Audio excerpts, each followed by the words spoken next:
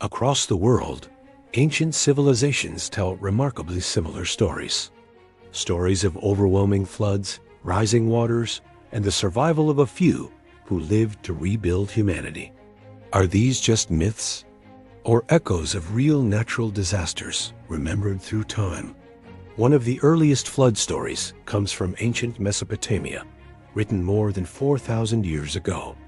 In the Epic of Gilgamesh, the hero Utnapishtim survives a catastrophic flood sent by the gods by building a large boat. He seals himself inside with his family and animals until the waters finally recede. This story predates the biblical account of Noah by centuries, raising an important question. Was the flood story borrowed, or was it based on a shared memory of real flooding events in the region?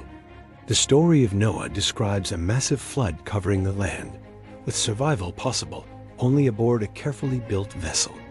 While the biblical account is more detailed and symbolic, many scholars believe it may reflect real large-scale flooding in the ancient Near East, possibly caused by prolonged rainfall, river overflow, or rising sea levels after the last ice age. In Greek mythology, Zeus decides to destroy humanity with a great flood. Deucalion and his wife Pyrrha survive by building a small wooden boat, allowing them to float safely as the waters cover the land. After days adrift, they reach dry ground and begin the renewal of humanity. Unlike later dramatic depictions, the Greek version describes survival in a simple, practical way, closer to a realistic response to widespread flooding rather than a global catastrophe. In ancient Chinese tradition, flood myths are also central. Rather than divine punishment, Chinese stories describe long-lasting floods caused by overflowing rivers. The hero Yu the Great does not escape the flood. He fights it, controlling the waters through engineering and river management. This suggests that some flood myths may reflect generations struggling with recurring, devastating floods, rather than a single world-ending event. Flood stories also appear among indigenous cultures of the Americas, as well as in South Asia and Oceania.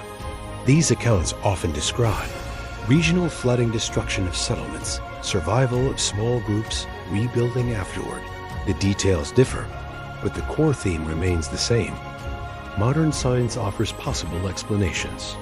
At the end of the last ice age, melting glaciers caused sea levels to rise dramatically. Extreme rainfall events, river floods, and coastal inundations could have devastated early human communities. Over generations, these real disasters may have transformed into symbolic stories, not exact records, but memories shaped by time, culture, and belief. So were the great floods ancient myths? Or were they fragments of real history, preserved through storytelling? Perhaps they were not global catastrophes, but powerful local disasters, unforgettable enough to echo across civilizations.